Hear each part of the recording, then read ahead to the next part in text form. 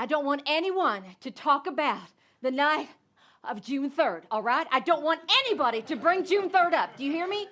I hear you, but I have to tell you, as you say that, everything in me is saying, talk about it. Talk about June 3rd. Just get it out. Magnolias, moonlight, and mayhem, hidden secrets, desires, and shattered dreams. They're the hallmarks of a Tennessee Williams play. And they're all you can count on when Impro Theater of Los Angeles invents an entirely new play on the spot in the style of Tennessee Williams. That is a very specific threat, Lorelei.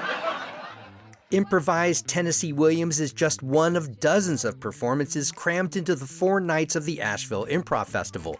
Troops from Asheville and around the country are joining headliners with international stage and screen credits. The only common trait, everything will be made up on the spot, never to be performed again. It all happens May 6th through 9th. For details and tickets, go to AshevilleImprovFestival.com.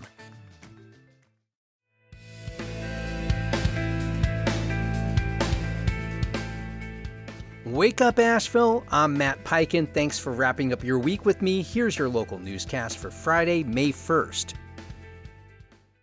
Congressman Chuck Edwards is under investigation by the U.S. House Ethics Committee. Axios first reported the probe, and CNN later said it stems from allegations of sexual harassment, though the precise nature of the claims isn't clear and the committee declined to comment. In a statement to Axios, Edwards said, quote, "I welcome any investigation," and called the accusations politically motivated. The 65-year-old 3-term Republican represents Western North Carolina's 11th district and is considered vulnerable this fall to Democratic challenger Jamie Ager. Read more in the Citizen Times.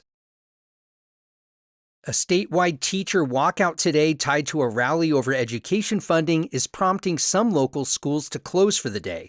Asheville City Schools canceled classes after what Superintendent Maggie Furman called a significant number of staff requested leave, saying the district can't provide adequate supervision. The rally, organized by the North Carolina Association of Educators and labeled Kids Over Corporations, calls for increased public school funding, higher pay, and an end to corporate tax breaks and private school vouchers. Buncombe County schools will remain open. You can read more in the Citizen Times.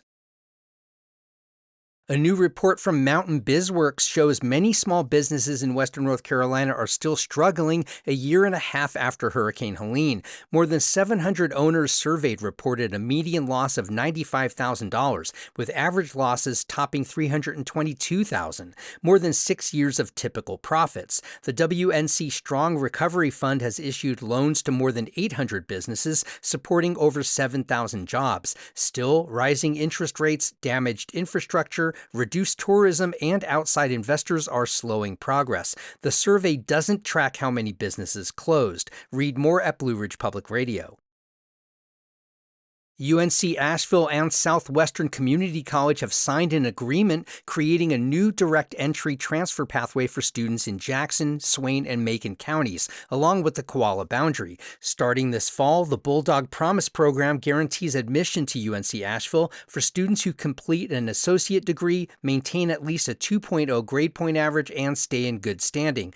Every qualifying credit will transfer, and there's no participation fee. Students will also get early access to financial aid and orientation resources, aiming to lower costs and reduce uncertainty. Read more in the Mountain Express. And after Helene damaged hiking and biking trails across this region, Pisgah Area Sorba stepped in to help restore them. The nonprofit, which maintains more than 150 miles of trails in the Pisgah Ranger District, cleared more than 250 trees and reopened over 20 trails over 3 days last weekend.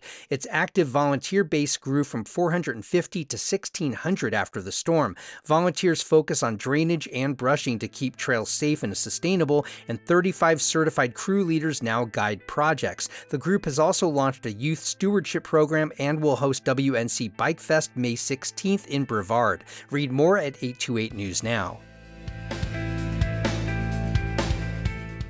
Our free newsletter is a quick local news digest, essentially this newscast in written form. Subscribe at wakeupavl.transistor.fm. You can also find us on Facebook and Instagram at wakeupavl. And please share this podcast with your Asheville friends. I'm Matt Peiken. Thanks so much for starting your weekdays with Wake Up Asheville.